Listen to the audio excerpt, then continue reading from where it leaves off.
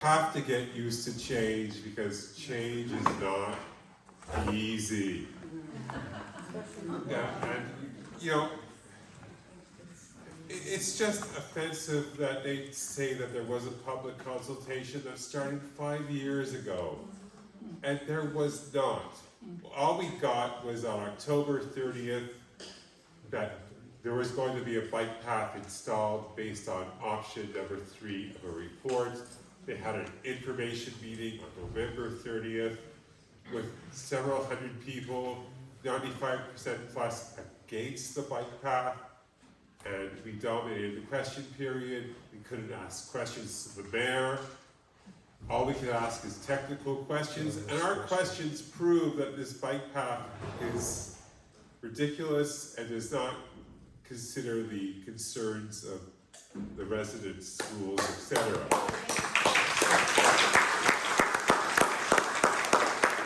It's been a tough slog. We did our best to stop the bike path before it got installed. We knew it might not work. Now the next phase is to build up public pressure to stop the bike path as it was stopped in September 2020. And we can only do that with your help and the help of your friends and neighbors, which I'm sure we will get. So we're playing this like a soccer game, one play after another, and we're going to succeed one way or another. And it will be because we're united and strong. And I think there's a lot of things I could say, but with what I said now and what I said a few minutes ago, I think you've got the gist of it. And again, we can't do this without your help. And I want you guys to give yourselves a round of applause because you deserve it.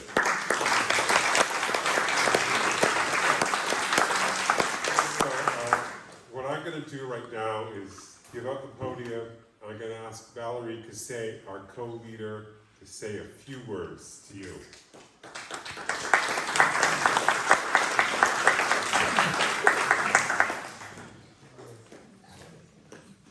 Good afternoon, everyone. Thank you for coming. We're all very upset as I'm a Terrebone Street resident and property owner. No parking, no garage. You know, I never received any kind of letter in my mailbox or a telephone call or an email asking my opinion for something that affects me directly. Not just me, the St. Monica's Parish, the schools, you know, all the residents that live on Terrebone. So that's why Erwin and I started our group. If you haven't already joined, please join Association de Voisinage de la Rue de Terrebone, Terrebone Neighborhood Association. Please join our group to follow what you know, we're talking about, or upcoming meetings or notifications. So, did I Yeah, if you was the French. Bonjour tout le monde, je m'appelle Valérie Cassé, je suis résidente de la rue de Terrebone. J'habite sur la rue de Terrebone depuis 20 ans. J'ai pas de stationnement, j'ai pas de garage. Alors je suis obligée de me stationner dans la rue. Je suis aussi cycliste. I'm also a cyclist, so I get around just fine on the existing bike paths around NDG. Je suis cycliste, alors je me déplace avec les pistes cyclables autour de moi. J'ai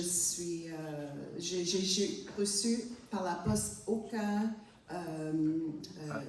courriel, avis de la mairesse de quoi je pense de ce piste cyclable.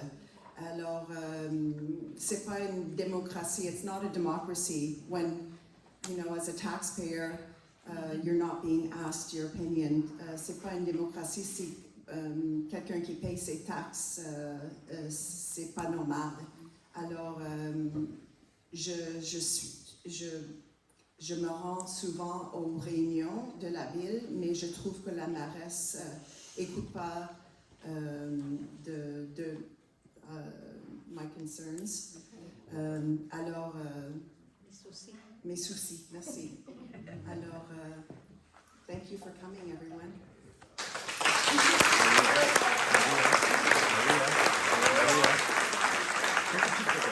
And I must add, we are not against bike paths or cycling. I'm a cyclist, I don't own a car. We are just against bike paths that are imposed without consultation and based on extremely flawed studies. Our next speaker is Joe Lala.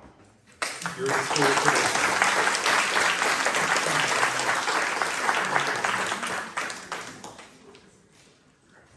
Thank you, Erwin and everybody else. And by the way, I think we owe a round of applause to Valerie and Absolutely.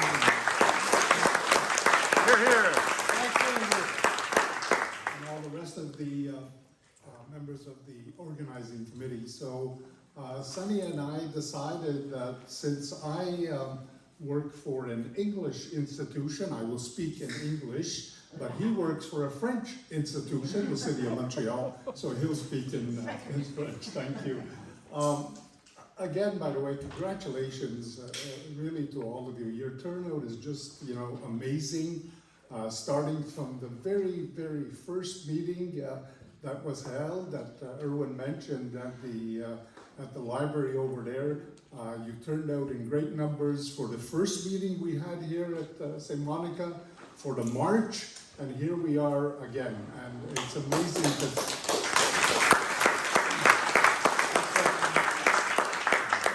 it's amazing to see how you turn out meeting after meeting for such an important issue.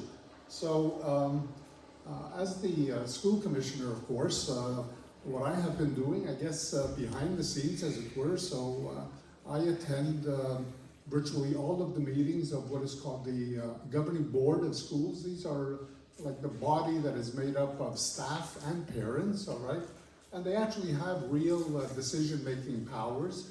And as you can imagine, bike path is discussed at every meeting, all right? And it is very clear, even though the councillors made an attempt, by the way, and I should acknowledge that, they did present the plan, all right, to the schools, but as presented, the plans were not acceptable to them, all right? And that is very, very clear, all right? And since then, there have been ongoing discussions. In fact, the last thing, I think that was held probably about a month ago, the three principals were invited once again to meet, all right, at the borough. They met with the councillors and a few staff people. Once again, all right, the principals aired, all right, all of their concerns, all of their frustrations at lack of information, etc., etc. And according to their reports, really, all of their concerns fell on deaf ears, all right? Nobody was really listening. It was only, here it is, this is what we're going to do, all right? You'll have to live with it. That is not an acceptable way of doing things. And, a few people asked me here in terms of the school, for example, across the street, what's the plan in terms of the buses? How is that going to work? All right, we don't know. The principals do not know yet. If there's more information coming, no doubt they'll leave it until the last minute, all right, come late August, all right? So it's a frustrating situation all around. I will continue, all right, obviously, to work with the schools and make sure that that their concerns keep on getting aired wherever it's possible. So I don't have much else to say. You didn't come here to listen to me. You came to listen, all right, to people in the audience. Thank you very much.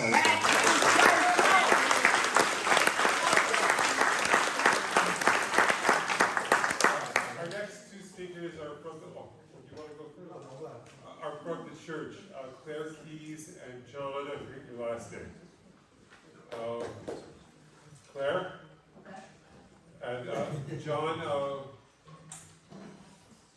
is it Wilkinson? Yeah. That's it. Okay, John Wilkinson and Claire Keys from the church.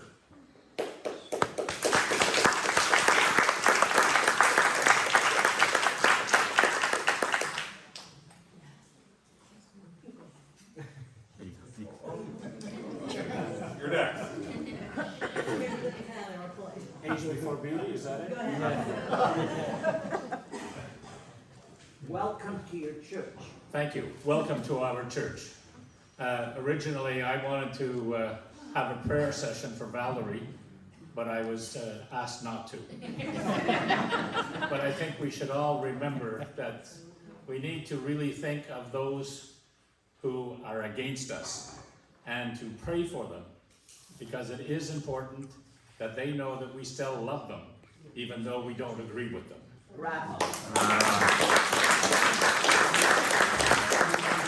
Some of the biggest challenges that we are having right now is that we have to figure out how we can teleport coffins into the church for funerals. We can't park on the street, and one suggestion was to park over in the school parking lot. Oh, great. Is that okay? We're going to park over in the school parking lot, and the undertakers are going to carry the coffin from there over and into the church. Now, if any of you have been to any funerals lately, most of the undertakers are more my age than some of your younger ones, and they have a hard time getting up the stairs, never mind walking across the street. But anyways, it is a big inconvenience and an impossibility for us to have other services, weddings as an example. We're going to ask the bride to walk from the school over. That ought to be a challenge. But anyways, the cost that we would have to incur is that we can't open up the back. We can't park in the land in the back. We have to open up this parking on this side, but that would be a $10,000 to $15,000 investment, of which we were offered $10,000 to have a movie made here in the church, and it was we were refused the permit because it happened to coincide with the one day that they are going to do the bicycle path. So we would like to ask the city, if anybody is here from the city, if they would give us the $10,000 that we lost because of that. But anyways, those are just a few of the inconveniences that you got to face every day. But the good Lord will bless us. Absolutely. As Amen. long as we believe and pray for Valerie. Amen. Amen.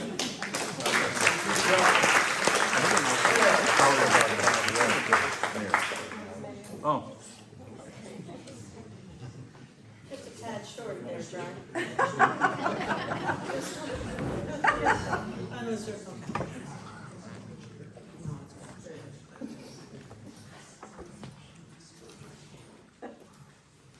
Okay, I'm just going to move this away a little bit. Okay, I'm going to try and say this. Oh, yeah, okay, it's working. I'm going to try and say it in French as well. It's going to be a little broken, but we communicate well in different languages. And this is emotional for me. Seeing you all out there. It's saying to yourself, if you stayed home, nothing changes if we don't just show up, right? Right. We gotta show up, and it just, I'm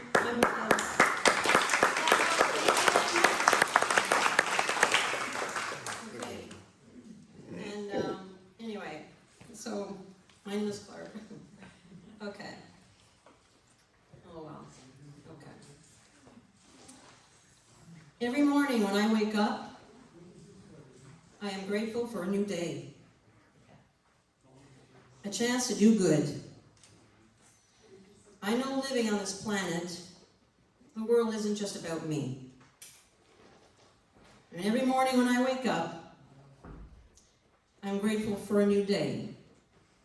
A chance to do good.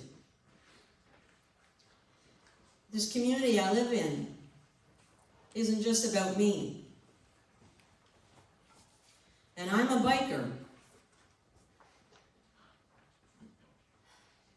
And this bike path is not just about bikers. our community will lose a lot, including the merchants on Monkland, our schools and our residences. For the elderly, we lose. St. Monica's Church will lose a great deal, and it's already lost a great deal as it is.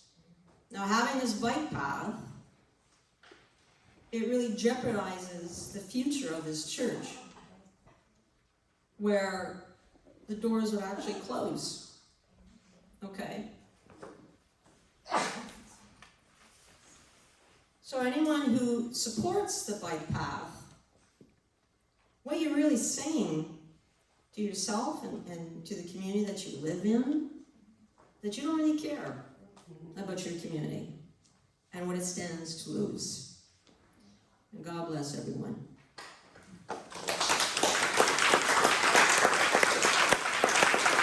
Okay, I'm going to try in French, okay? Everyone asked me to speak this morning, and I said, okay, I gotta try and write something from my heart, of course, the right thing. I never practiced it in French, so, en tout cas, je vais essayer en français. Chaque matin, quand je me lève, je suis tellement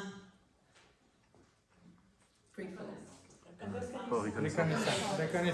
Reconnaissant de chaque jour.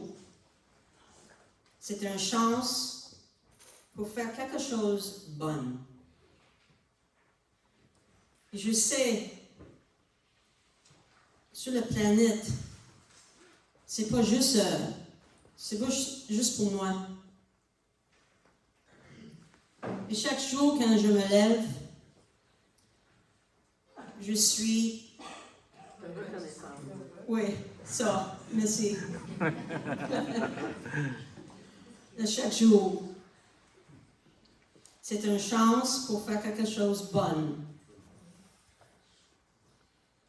Et je suis un cycliste. C'est ça? OK, merci, thank you. Je suis un cycliste. Et le piste, c'est pas juste pour moi.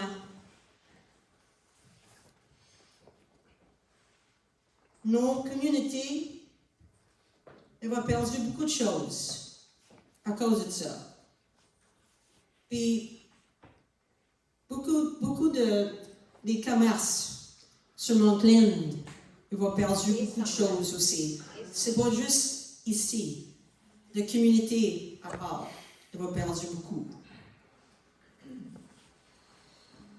Et Saint Monica's, l'église de Saint Monica's, ça va perdre beaucoup. Et c'est déjà perdu extraordinaire, incroyable, les choses qu'elle a déjà perdues. Si on accepte de piste, ça, c'est vraiment, on va voir le futur de l'Église, que ça va fermer les portes. Ça, c'est sûr.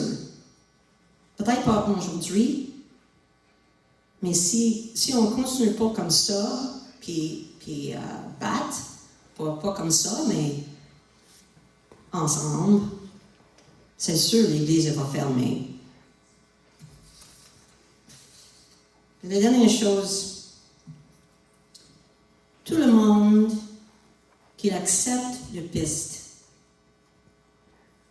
c'est comme dire, ben je m'en fous de la communauté, je pense juste de moi. Il ne pense à rien de toute la communauté, elle va perdre. Je ne sais pas en français, mais God bless everyone, and I pray for everyone. Merci.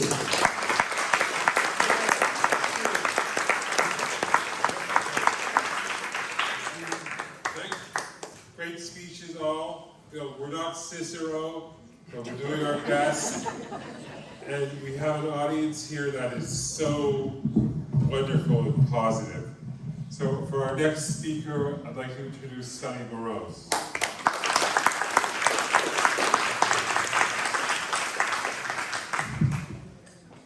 Hi, bonjour, merci d'être présent. I'm the city representative here. My name is Sonny Morose. I don't represent NDG here. I represent a part of Côte-de-Neige that does overlap with a part of NDG. It's called Snowdon. That's why I'm here, because there's nobody else here and nobody else who would speak to you on a level basis without having a preconceived notion of what this project should look like. Donc, j'ai promis un peu de français, donc je vais continuer en français aussi. Juste pour être clair, je suis un élu municipal. Nous sommes 6 sur le conseil. Malheureusement, ma collègue, elle voudrait être ici aujourd'hui, mais on a plusieurs événements. Ma collègue Stéphanie, qui représente Darlington.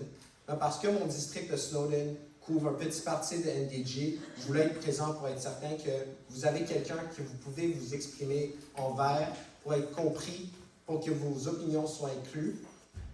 That's why I'm here today, to make sure you have someone to speak to, because as the church already mentioned, there's already been loss. Il y a déjà de la perte à cause de cette amélioration à notre infrastructure.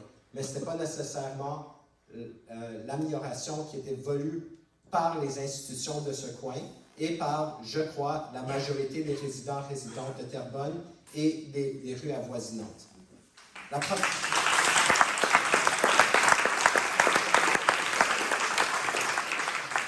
Moi, j'ai 34 ans. Moi, je vais faire la politique municipale pour le reste de ma vie.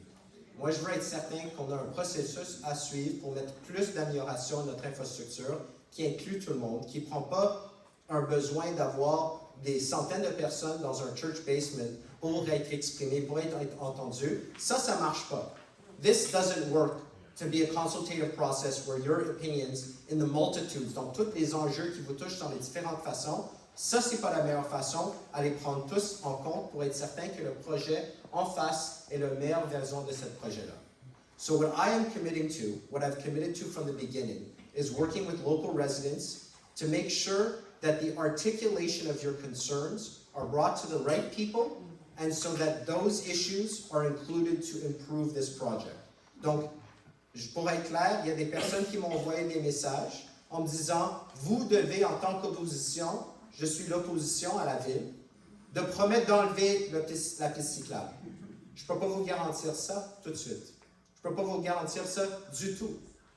Il y a plusieurs personnes dans cette salle qui comprennent qu'il y a des plans de vélo, il y a des plans d'urbanisme et de mobilité qui se font déposer à la ville. There are serious documents that are actually put forward that are legitimate, that you do not know about, but that you have given your tacit consent to by not interacting with during those big documents consultative processes. That's the most important thing that's not understood in this room that I want to help you understand. I'm going to be doing this for the rest of my life because I want people in this room and others who don't feel included to be included in these processes, because when they close the book on a project and say we heard everybody on it, but they haven't heard from anyone in this room, it means the process has not been inclusive. Finally.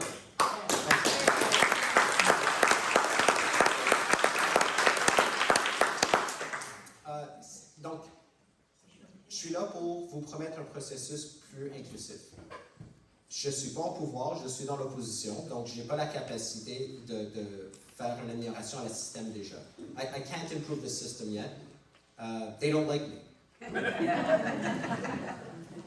J'ai voté contre le piste cyclable. J'ai voté contre le piste cyclable de Bourrette aussi, qui est dans mon district. Une piste cyclable que j'ai suggérée comme une piste favorable pour croiser des carrés, parce qu'il n'y a pas d'auto sur la croisière sur des carrés de Bourrette. But then they don't do the fine-tuning of those projects in order for it to be a success.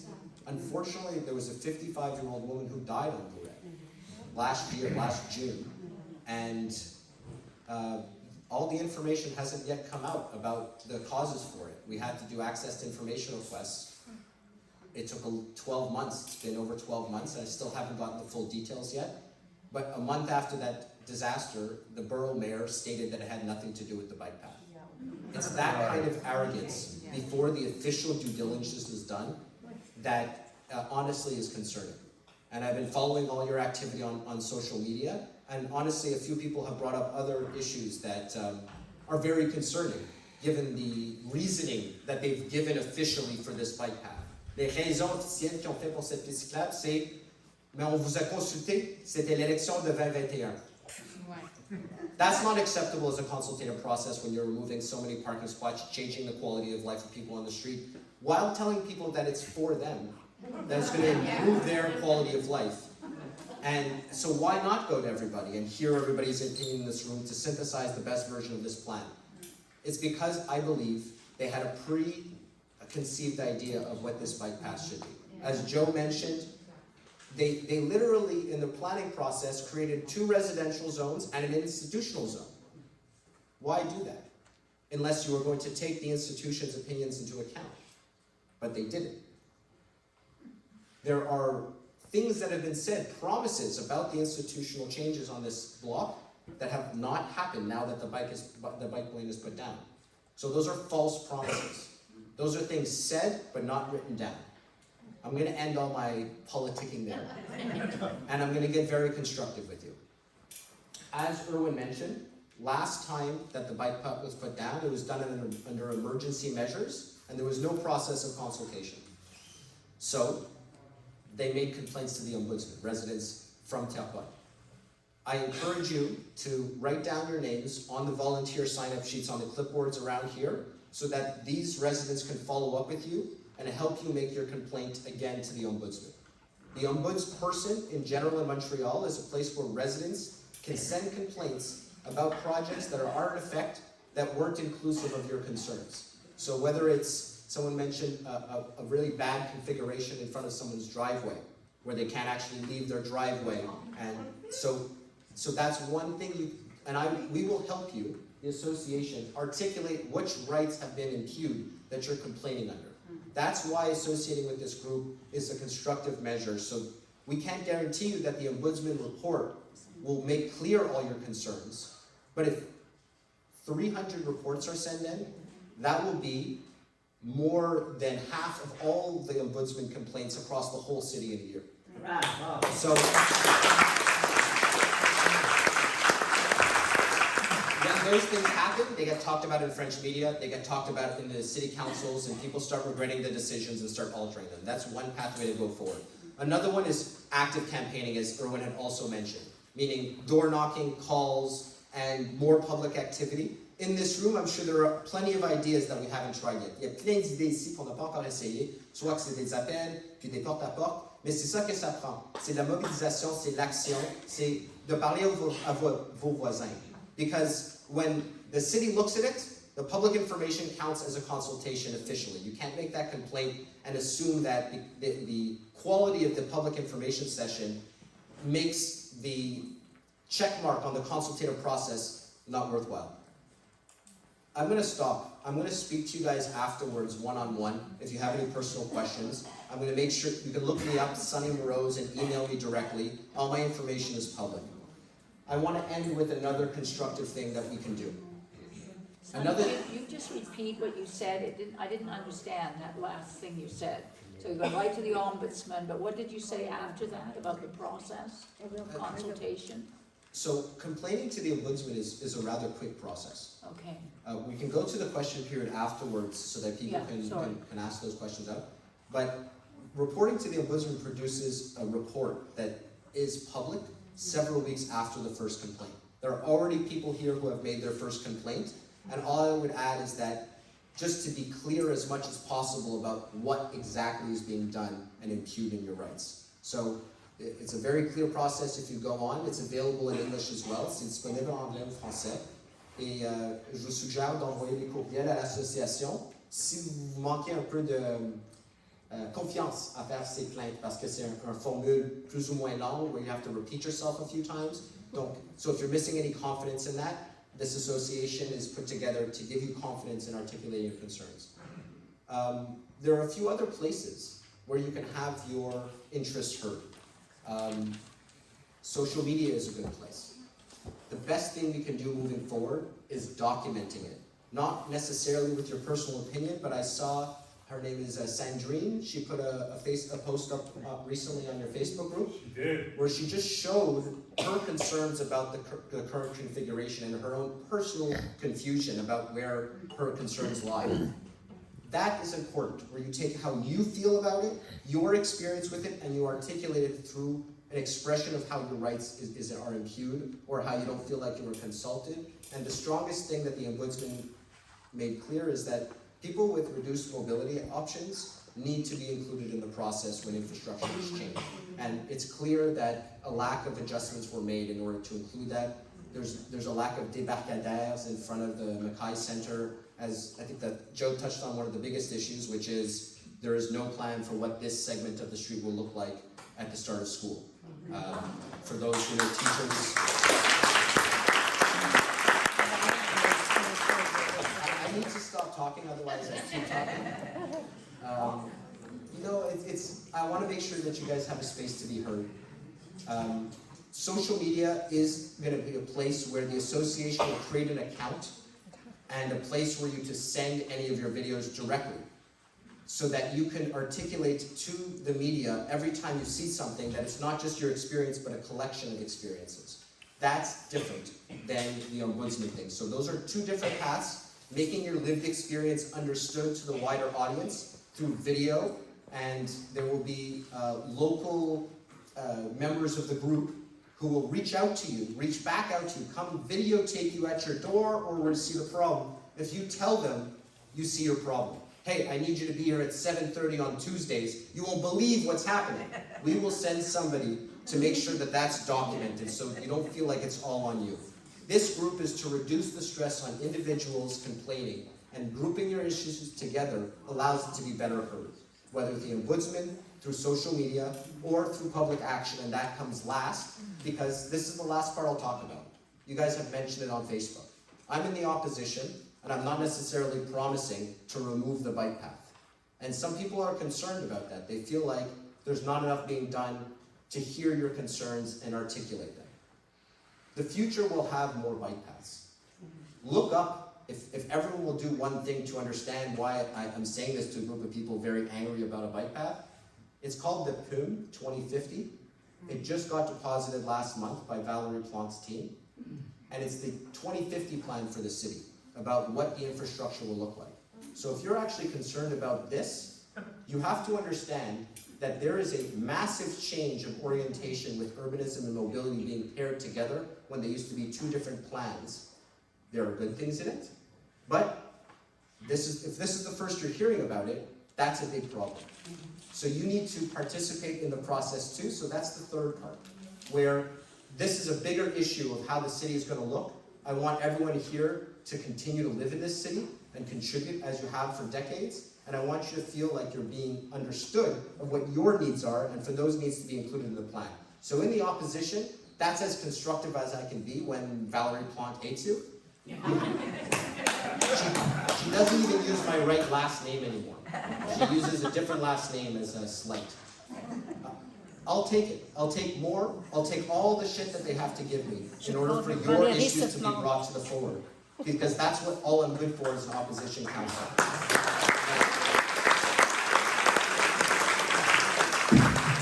And so lastly, my last little constructive part is the simple pitch for joining me in a constructive way of changing my own party structures. I've put together a local action committee.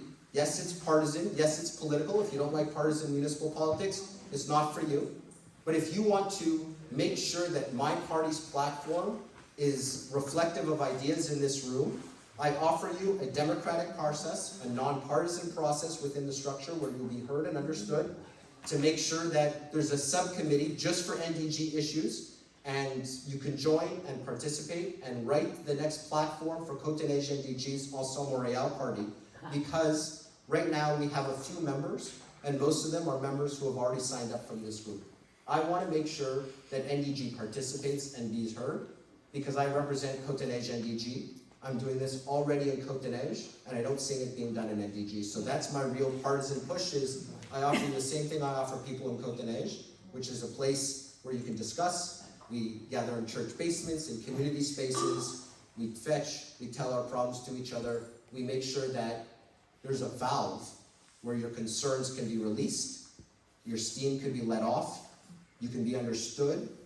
But then the last part, which is different than just complaining in a church basement, is that I want to take those concerns and write them into the next program. Because when quality of life issues are ignored over ideological promises of safer streets, you need to convince people like you in the room. And I want to find a way to find a process that allows you guys to be inclusive here. I want more bike paths in the future, but I never want to be in a church basement in any project in Côte-des-Neiges in the future that requires this many people to take their Saturdays, several Saturdays, in order to do it. So thank you for allowing me to finish. Thank you for believing in local action. Please continue to associate with the local association. Let's have one last speaker. Steve Jackson, you come up and just give a quick summary of the maps and how I'll do that, sure. and how going from A to B is going to be made extremely difficult. Steve Jackson. Bonjour tout le monde, je vais essayer de me mettre à côté du mur pour expliquer tout ce qui est là et comme ça, après, vous pourrez analyser tout ce qui se passe. I just want to, there's very little time, so I just want to briefly explain what I put up on the wall. We can all discuss it afterwards or people can ask any questions. This all came about because I was at the Provigo at Monkland and Marcel, and I thought, how am I going to get home? I don't particularly live here, but let's assume other people do. How do you get from one side of the street to the other? Comment on arrive du Provigo sur Monkland pour atteindre la rue à côté? Ben, le problème, c'est que Terrebone, on ne peut plus aller vers l'ouest. You cannot go west anymore. You cannot turn left. Alors, voici la nouvelle façon de se rendre du Provigo à la rue à côté. Il faut descendre, il faut prendre Terrebone dans la mauvaise direction. Il faut attendre le feu de circulation à Giroir et Terrebone. Après ça, il faut aller et attendre au feu de circulation à Côte-Saint-Luc et Giroir. Prendre tout le long de Côte-Saint-Luc. Il y aura un autre feu ici, à Summerled. J'ai créé cette carte quand Summerled était fermé. Alors à ce point-là, il fallait aller jusque-là pour faire ceci. Ou vous pouvez prendre le court-circuit. You can take the shortcut if you wish, which requires going all the way down here, up Old Orchard, deal with a few traffic lights, go all the way to Harvard, come all the way the long way back, and then up here. Alors, avant, où c'était juste 2 intersections et 2 stops et aucun feu, soudainement, on est à 9 intersections, 3 stops, 3 feux de circulation et 8 bosses de vitesse. Nous voici à St. Monica. Here we are at St. Monica's. What happens if you just want to cross the street to Cavendish? Pity all the people who live on Bessborough or Borden who just want to go from here to there. Why would you want to? Maybe you want to go to the Metro supermarket. Peut-être vous voulez aller à l'école Judith Jasmin, comme mon enfant, ma fille. Catherine Booth Hospital, or to Loyola. So whereas it used to be a simple hop from here to here, voici la nouvelle directive de Projet Montréal. Tout pour sauver l'environnement et abaisser les GES. You'll have to go all the way to Madison, 2 stop signs, then the wrong way to Summerled, and then the wrong way the other way. To do all this, to come to Summerled and Cavendish, to come all the way back and come here. Or, the shortcut, la route préférée, d'aller tout le long jusqu'à Kensington, sinon la rue Grande, pour aller à Monkland, pour aller devant la bibliothèque et la piscine, jusqu'ici, et si vous connaissez le coin de Monkland et Cavendish, ça c'est l'enfer. Attendez, parce que tout le monde va faire ça maintenant. Tous ces gens-là ne peuvent pas aller vers l'ouest. Tous ces gens-là ne peuvent pas aller vers l'est. Alors nous voici, on fait tout ce détour pour arriver là. Alors auparavant, au lieu de faire simplement ceci, maintenant il y a 9 intersections, 4 stops, 2 feux de lumière, 3 feux de circulation si vous allez par là, et 3 bosses de vitesse. Quand j'ai fait cette présentation à l'arrondissement, il y a une madame qui demeurait sur Melrose, puis elle m'a dit, comment vais-je faire? J'amène ma fille à Willingdon, et de là, j'y vais travailler à l'ouest. A lady asked me at the council meeting a few months ago, how will I get from my house, drop off my kid at Willingdon, and then continue on to work in LaSalle? So, rather than just do blip, blip, au lieu de faire juste ça, maintenant, il faudra qu'elle va jusqu'à Summerled et prend 3 rues dans la mauvaise direction pour retourner dans la mauvaise direction, pour revenir ici, pour qu'elle puisse déposer sa fille à Willingdon. Et après ça, pour continuer vers l'ouest, elle va falloir faire la tour une deuxième fois. Or, in order from here for her to be able to do this, she can take the shortcut. Aller dans la mauvaise direction jusqu'à Wilson, le stop jusqu'à Montclair, un merveilleux feu de circulation. Si vous voulez passer du temps à rien faire, je vous le recommande. And then go all the way here, to go all the way back to the school, and then do the same loop to go further west. So whereas we had something like this, now 14 intersections, 6 stop signs, 8 stop signs if you go this way, 3 traffic lights, 9 speed bumps. Bravo! Bravo les gens qu'on a. Alors simplement dit, ça affecte plus de monde que vous pensez. Parce qu'effectivement, tous ces gens-là, de ce côté de Cavendish, ne peuvent pas aller vers l'ouest.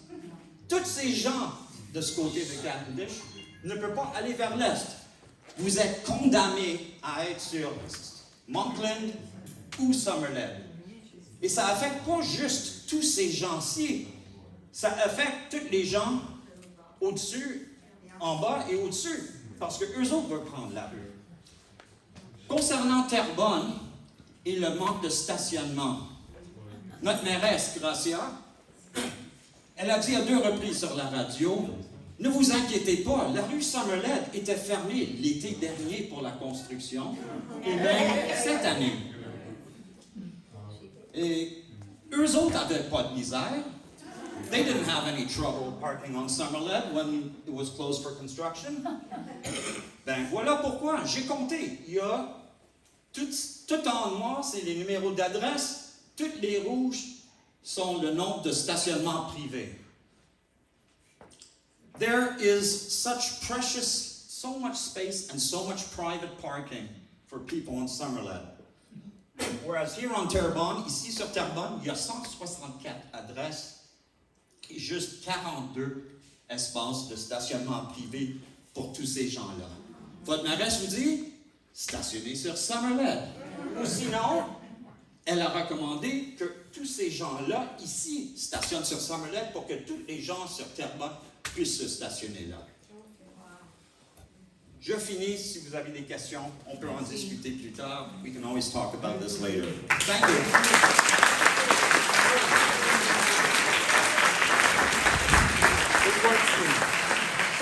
So we're going to have, let's just get to the questions right away. So we have people here who can answer your questions. So just line up and let's go ahead. What? Okay, does anybody have a question? It's not really a question. I live on Benny, or I live on West Hill, but it's Benny. My daughter's, can you hear me? My daughter's in a wheelchair. When we need transport, I am the one that has to transport her, okay?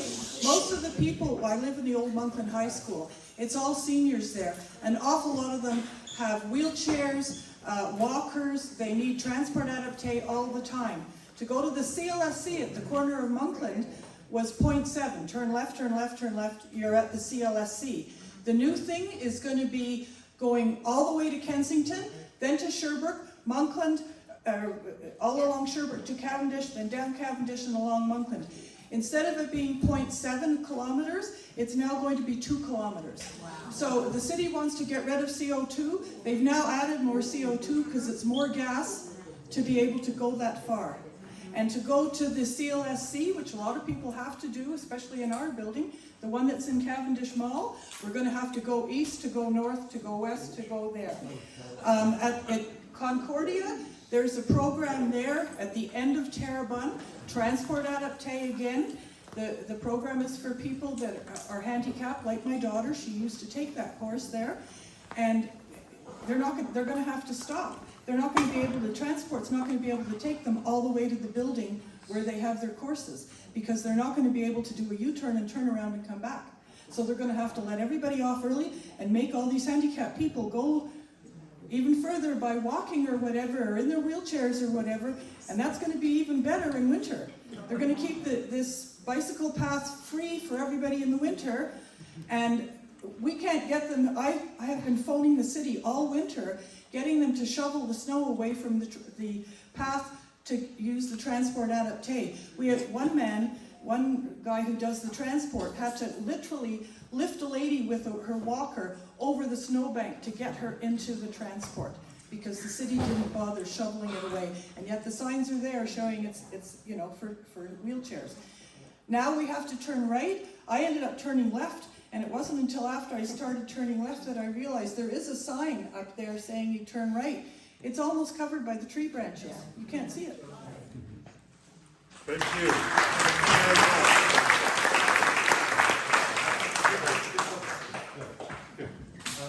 Juste pour vous dire, si vous avez des questions écrites, if you don't feel comfortable speaking in person and you want to write your questions, we already have a couple. We're going to read them after the oral questions. Please put your hand up. Levez votre main si vous avez une question écrite que quelqu'un va lire et répondre. Valerie will pass the message board around, so if you don't feel comfortable speaking in public, you can write it. Valerie, there's already a couple hands up. I'm going to pass the microphone. Actually, I need the mic first. So if I may, thank you, Sonny. I think the die got cast during the last election, when there was massive voter apathy that let these councillors come in that don't truly represent your feelings. So we need to remember for the next election is who you should vote for and ask the right questions of that candidate. I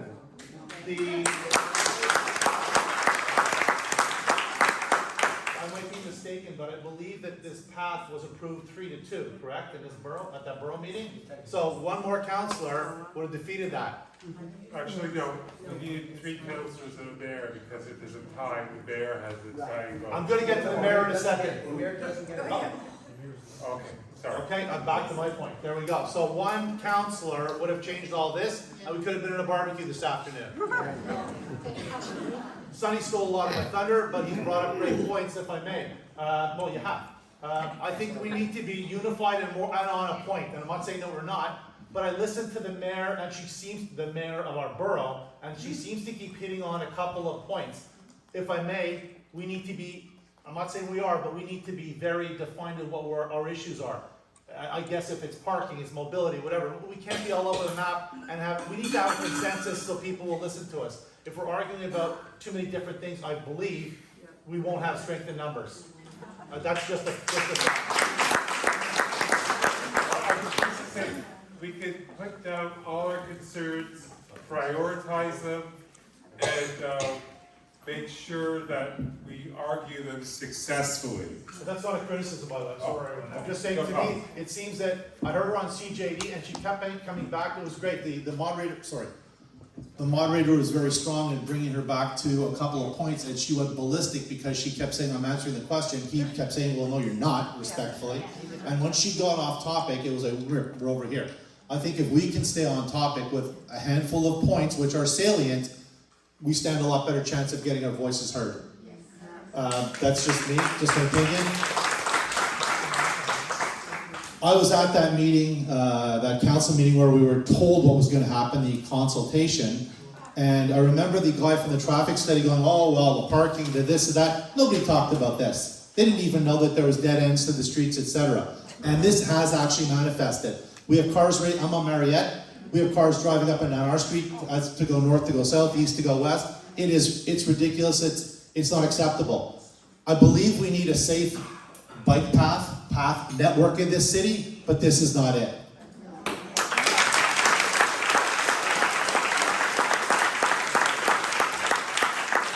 And I'm also not sure how you argue the point that Terrebone was a dangerous road previous to what's gone on now.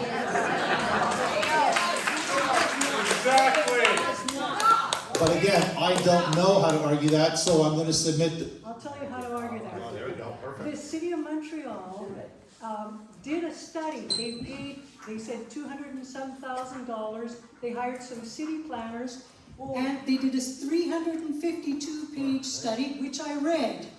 Now, the study says that in 2017 there were 15 bicycle and pedestrian casualties of different levels, serious, minor, etc.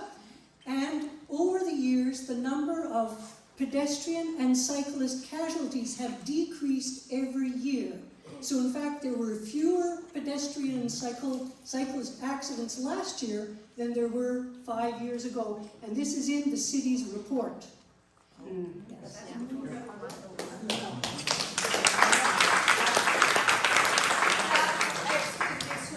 That's incorrect. Okay?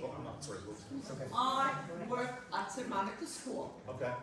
3 times. We're gonna take one more impromptu question, then we're gonna let him finish, and then we're gonna go back to the order. Okay. 3 times I went to cross to go to school. And 3 times at the same time, there were 3 bikers going by. And one of the ladies had a cell phone talking on her phone. And the other 2 went by and turned around and they gave me the finger. And they said, I'm not going to say it. Okay, today, may I also say something happened to me?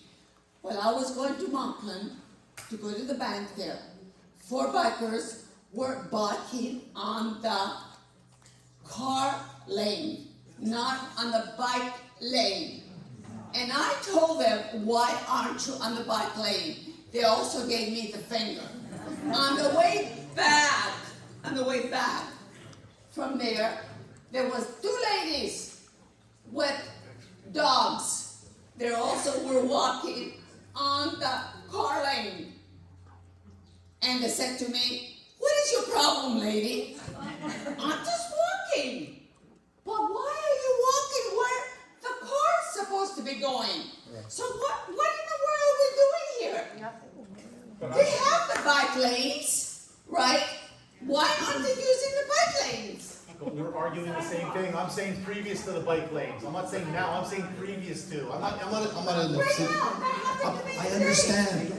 Thank you very much. This is great. I'm not arguing with you. I'm actually supporting what you're saying. Thank you. Talking about previous too. Quick, I agree with you 100%. I'm saying previous to this bike dilemma. Again, important to remember, as far as I'm concerned, parking is an issue, but it starts making, they're turning it into an elitist argument like that. Yes. Everybody has a right to circulate either on a bike, by foot, as we know, or in your car. Sorry, we're all taxpayers as well too. And last time I checked, it is a democracy. We need to be heard, like Sunny said. I guess we're going to figure out how best to do that. We have some amazing suggestions. That was one of my points, because I think that we really, if there's media, whatever, the ombudsman, whatever it takes, it's not acceptable. Can they change this? Who knows? But maybe we're going to change something else from happening down the road, even worse. Who knows? And then last but not least, if you look at our beautiful bike path, left, right, up, down, it actually goes nowhere. Has anybody driven into the residences at Concordia? I live down there. It goes nowhere. Thank you very much. Thank you, guys.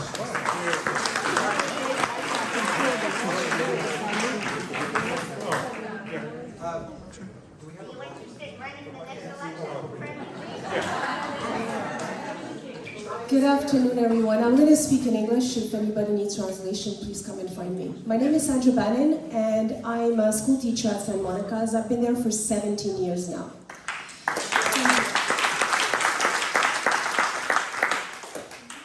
I've been on bus duty years after years after years. I am extremely concerned about morning drop-off and afternoon pickup. I would like to know if there's a plan, because as a school teacher, I do not know what the plan is. I do not know how they expect us, teachers and administrators, to come up with a plan about 5 days before the beginning of the school year. So, does anybody know the plan? And by the way, if they ask you to do that job, it's not your job, you should So, boycott it. The job of a teacher does include supervision morning, or after school, busing, or recess. Even if it's 2 streets away? However, we are not, and I say not, allowed to do traffic. Je sais pas comment dire, donc la signalisation de la circulation. Yeah, we are not allowed to do that. So my main concern come August, when I go back to school, will be to make sure that the security of the kiddos and all of them, because San Monica's has kids from 4-year-old all the way to grade 6, 11, 12. And you all must all know that the school buses stop at about 8:30 in the morning because we do hold a breakfast program. So the kids that are at the breakfast program will be dropped off at the bus. There's nobody that will make the kids cross the street from the buses to enter the building. So this will only affect the kids, the staff members, but all our great volunteers who do come in every single morning to serve breakfast and make breakfast for our students.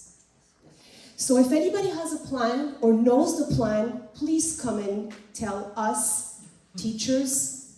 Thank you. I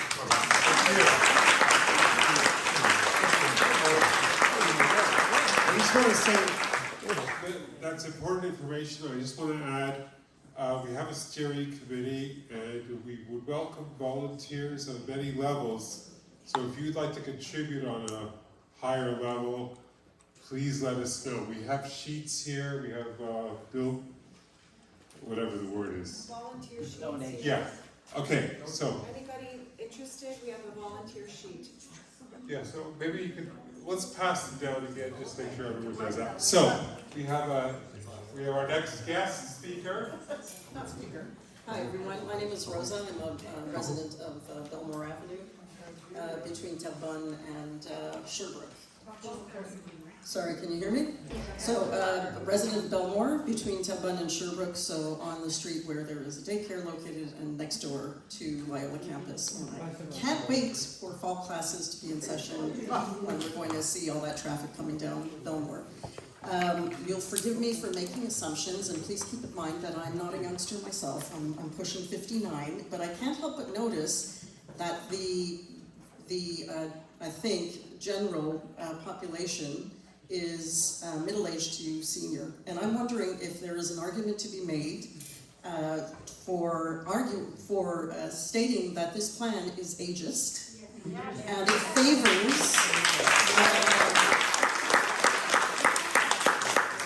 favors able-bodiedness. Okay? I'm a parent. My children are now young adults, but I feel for all of those families with young children. How are they supposed to transport their children? Not everyone can travel by bike. And why should we be made to feel that we should? Because that was the response to my question to my counselor. And she said, you are being encouraged to use public transit. Well, Despina. For Loyola. So I'm wondering if there's an argument to be made in pitching our concerns that way. But I'd also know, I don't know if Mr. Morose can answer this question, whether a traffic study will be conducted post-bike path implementation, because the argument is that we need this. Well, I have yet to hear proof that that is true. In terms of usage, but also in terms of safety. So I don't know if he's still here, if you can answer that. Right here. Thank you. Sorry. The question is if there's going to be a study afterwards? Yes. Absolutely not. And if I may, several people mentioned the consultative documents, the study that was put forward. It was one of the last things that Marc Garneau actually did in NDG, is he got some of that money from the Federal Transportation Ministry in order to create that study. The borough only had to kick in a portion of it in order to complete the study. That's where everything went wrong. That's where everyone was being honest with it. Like, they put in place an emergency measure to make the streets safer. People weren't necessarily using their cars during the pandemic, and once they realized the magnitude of the problem done, they went back to the drawing board. Everything through that process is fine, in my opinion. Like, you make a mistake, you take it back, you try to figure out how to move forward. they put together a group of people, several people in this room were members of that committee, pro and a con, and people who wanted an in-between solution. They produced a report. That report summary is what they keep lying about. And I feel confident in saying lying because you can read the report and you can see that there's one unanimous recommendation, and then there are several other recommendations that are of the majority. So it's 50+1 participants to show the concerns of here's what we should study, here's what Terrebone should look like. We put in the time. They did interviews to get onto that committee. They did this during the pandemic, during lockdown years, months. And they lied about the conclusions to be able to say that they recommended a study to find out which way the bike path should go. That's all the study says. And it's very, very frustrating as someone who takes those studies and those steps seriously to find yourself on an unserious step that they're claiming is representative of what those people did. And everything after that, I feel, has been politicized instead of brought to people to find an even-keeled solution. So I appreciate the opportunity to clarify, because this is a fait accompli. They're on autopilot, this administration, and I recommend, if you have any concerns about why won't there be a follow-up study, look at what they plan on doing in the PUM, the PUM 2050.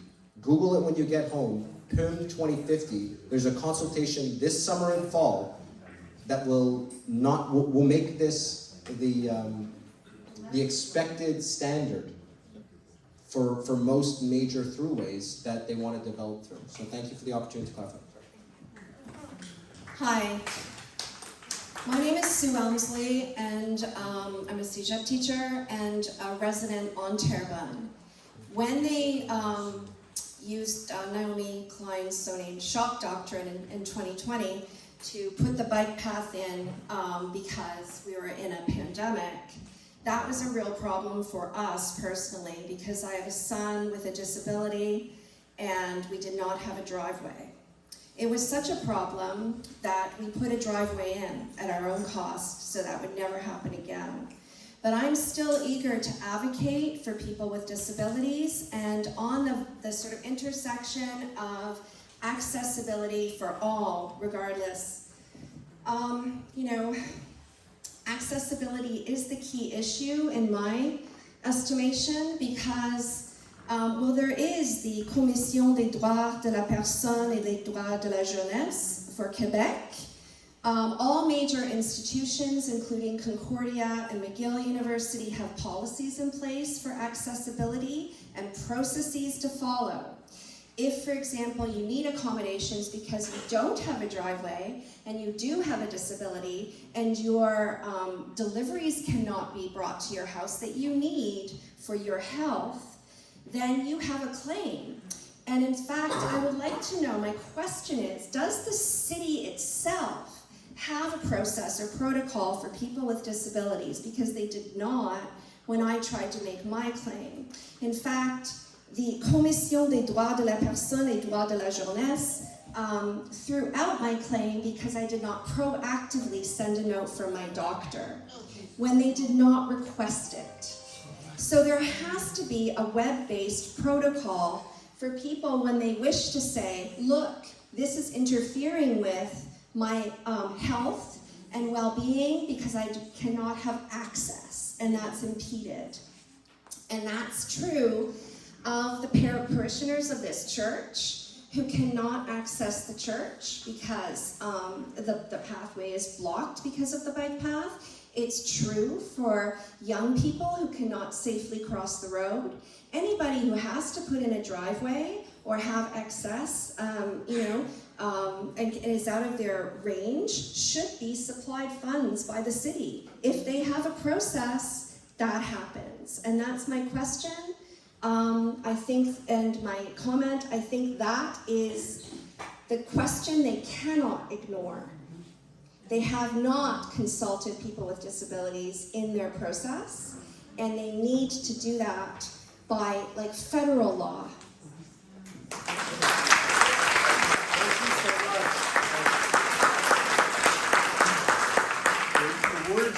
just heard represents so many people in this neighborhood. Sonny, would you have anything you'd like to add to that? Yeah. I heard the question. It's about what process for people who weren't included. So, a lot of people question the strategy about why the association did it this way. The last time or any time a bike lane gets put down, there's usually very, very little mobilization and opposition or questions being asked before it gets put down. People don't realize it. The only reason why people mobilize this time is because of the second edition of it. Last time. Sorry? There was a lot of mobilization last time. After? No, before. Well, we didn't know about it. That's right. We got a notice, and the next day. That's right.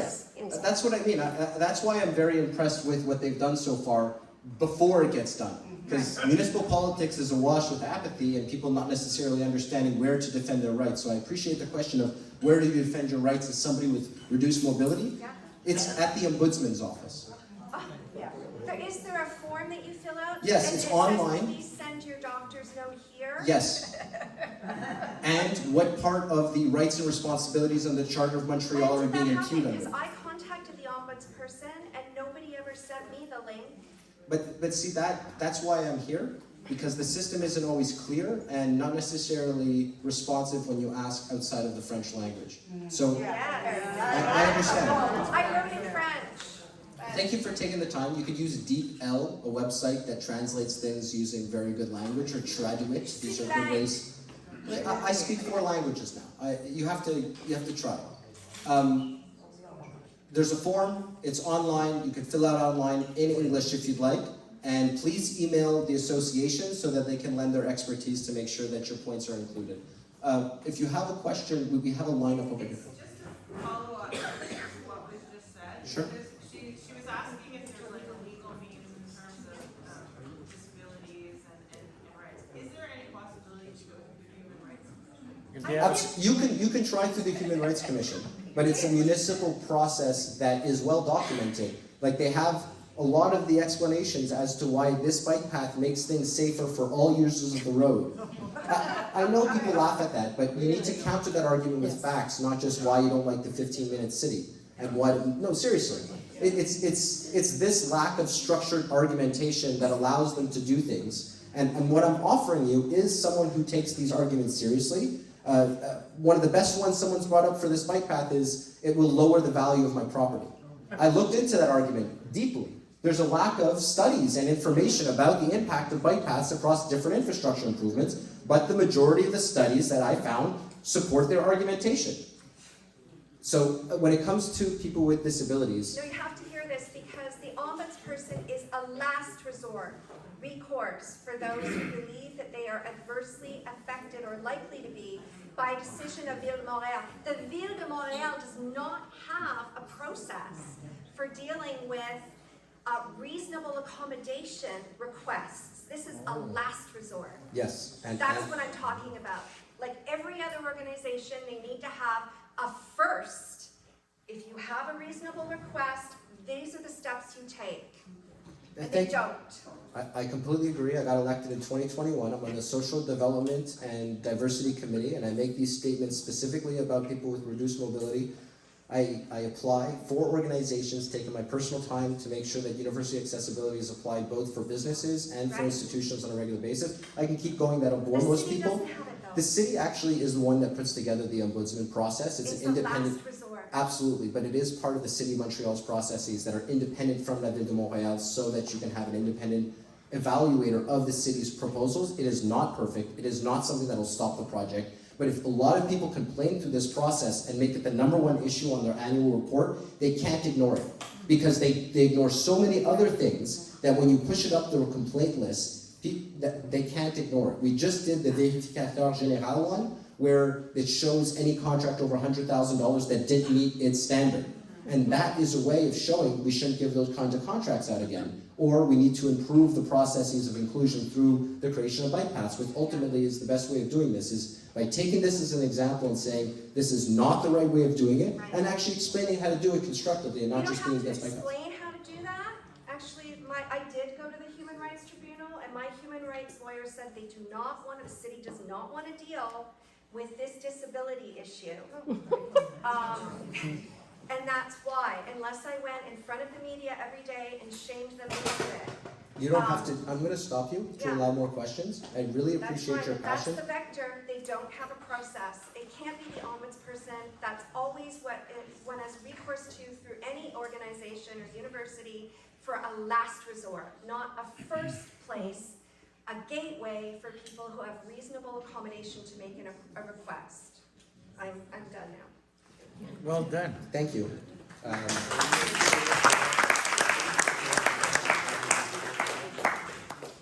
That's just an example of how we need to move forward as a society. Contact information.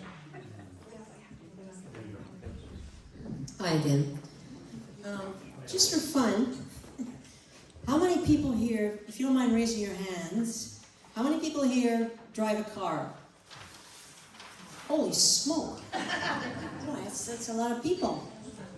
And you know, when we're driving down the street, and you know, we take these lessons and then get a permit, and we have to take these lessons, and it's all about safety. And then we get our license, and then we're on the road, so we have to stop at the stop signs, we have to stop at the red light, and oh, by golly, if we don't, we get a ticket. Or, worse, we hit somebody. Now, my question is coming. I'm not sure it's a question, but, you know, what if? So, I'm a biker, okay? And so, since Plant just planted these bike paths, that's not very nice.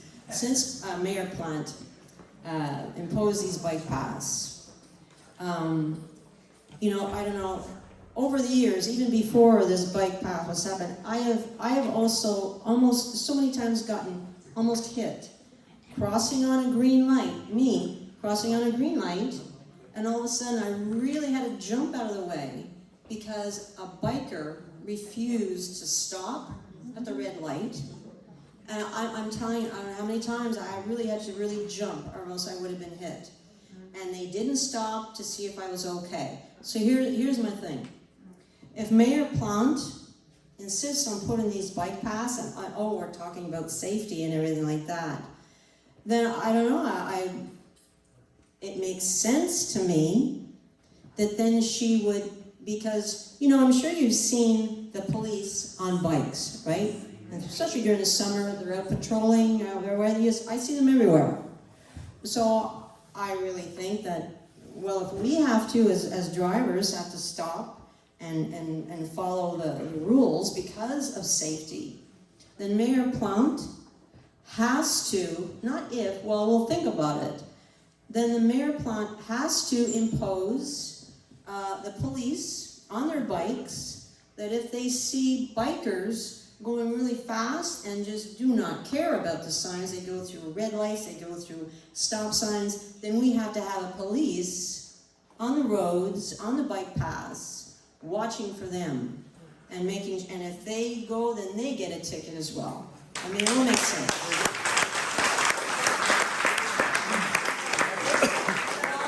We need a police for the bikers, and if they don't stop at the right or go through red light, then they should get a ticket as well.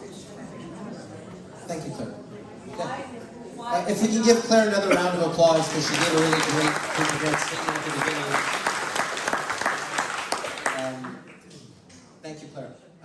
Just to let you know, the city has missing 400 police officers on the road, something that was promised in 2021 to increase. And however, the number of tickets given to cyclists in Montreal has gone up significantly since 2021. Every year, it is going up. So there is a better monitoring as the network expanded. But well, I think it'll certainly go up really well, drastically, just with this point. Well, if you allow me, another way of being constructive is calling 311 or literally calling 911 when you see a traffic infraction in front of your house. You say, I'd like a police officer to come. They might not come right away. I understand what I just said. But it's recorded, right? It's recorded. You can look it up. Exactly. Thank you very much. It's to document your concerns, because when you don't, they say no one calls.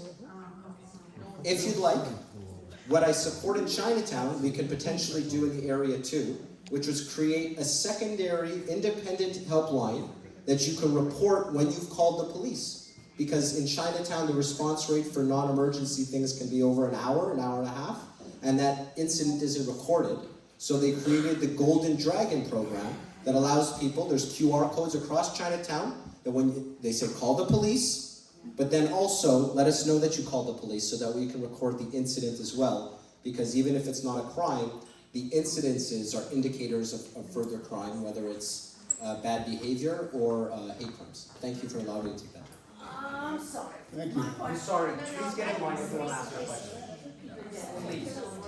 Thank you. Thank you. My name is Charles Drayman. I teach at Concordia in the business school, accounting, and I have a background in economics. And economics in particular is concerned with benefits and costs. That's what we've been talking about all this time, but I'm going to tie it to something a bit more concrete. If your house is not so convenient as it was before, that's a cost.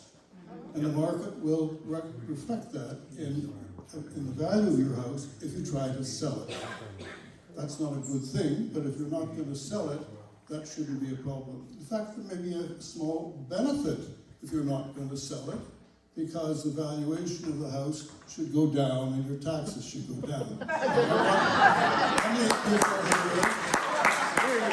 How many people here think that's going to happen? Okay. Don't pay your taxes. Start with that. Now you're talking. Sonny will tell us what to do. Yes. The next step in this is there's a sort of a principle in public finance that governments should do things that are net benefits to the people. And I have a sense here, although I can't prove it, that the costs that are going to be incurred by the residents of Terrebone and every cross street for about half a kilometer up and down are going to suffer as much higher than the benefits of the people who are riding bicycles, particularly the way this has been done. And I think that argument should be made explicitly. Thank you.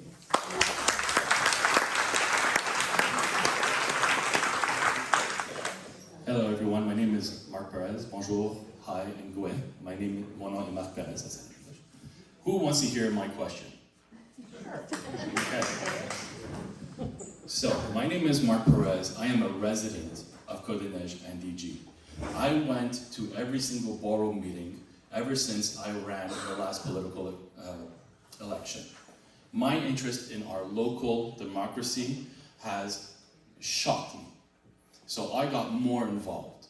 I had to stop going to the council meetings for personal family reasons that conflicted with the time slots of the Monday meetings. If not, I was there. So what happened is that at the beginning, I was with an organization that was fighting the government, and I helped them. And after that, more and more happened. People came to me and they asked me for the help in what I was good at, marketing and raising money. One of those organizations is the Coalition Démocratie Montréal, which is established in Park Extension. Their initial objective was to do an injunction for the bike path that they were building on curbs. The reason why I'm here today is because I can actually represent Côte-des-Neiges and Park X. And the same way that I asked a question to Mayor Katawa, I went to ask to Triple L. Okay? And bottom line, it's always the same answer no matter which borough you live in. When Park X started the lawsuit, they were advised by the lawyer that it's highly likely that it could only be the borough of Park Extension, Villeray, and Saint-Michel that could launch this lawsuit. We just found out a couple of weeks ago that we could possibly launch the lawsuit for the whole island of Montreal with an injunction stopping every single bike path in its track today.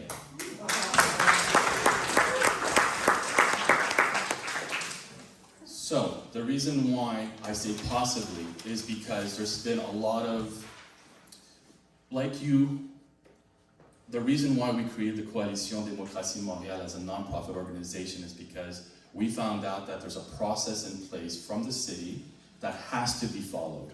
And if it's not followed, no matter what you say, what you do, it will not matter. Collecting signatures without executing rights to initiative means absolutely nothing. Yes, the mayor can say, oh, you have 2,000 people here and 3,000 people there. It doesn't matter. She just tosses it and ignores it. Why? Because it wasn't followed through the right process.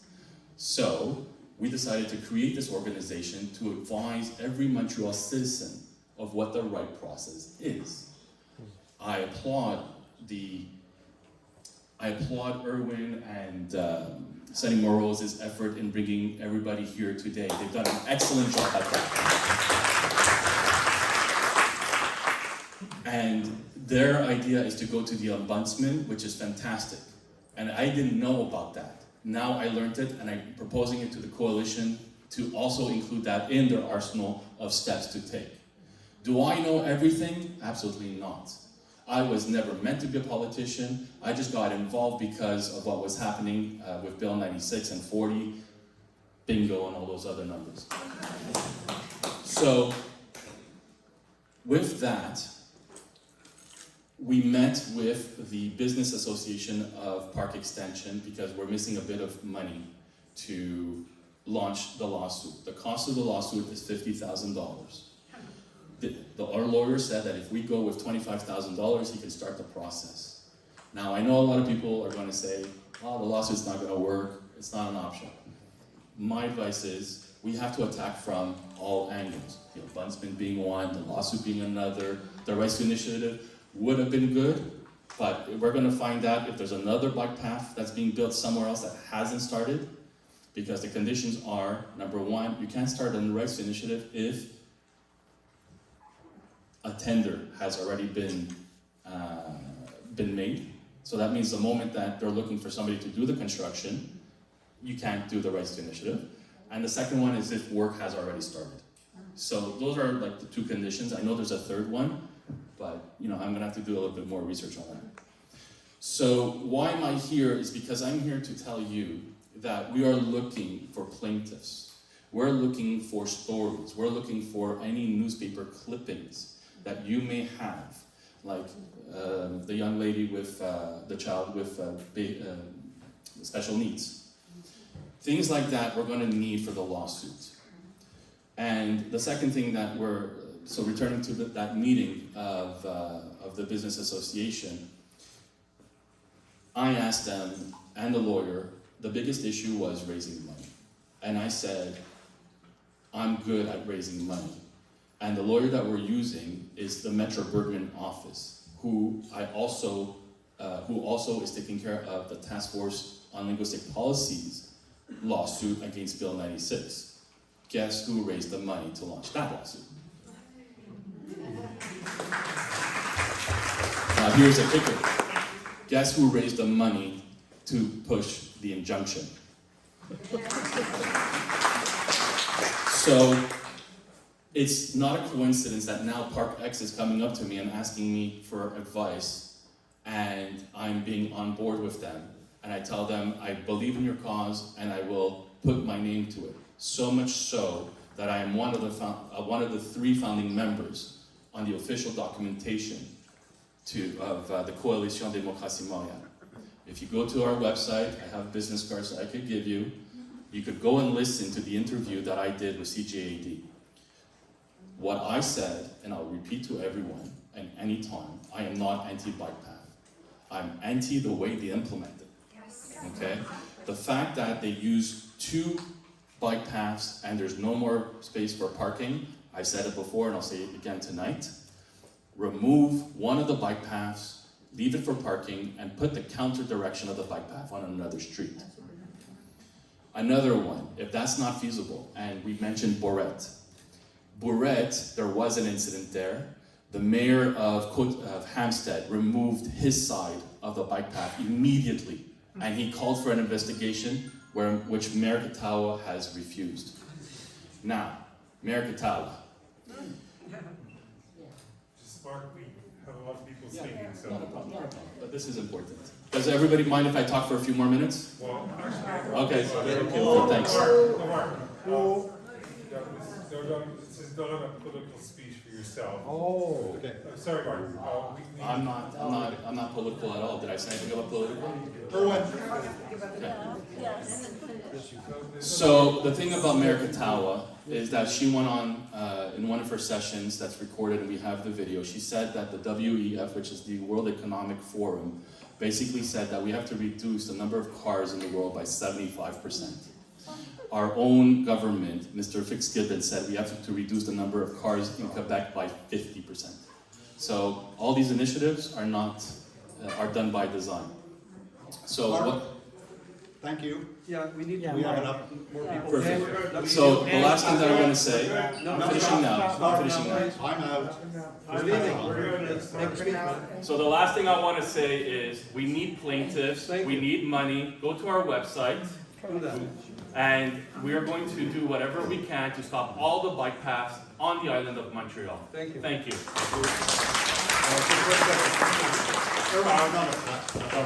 Pass it on.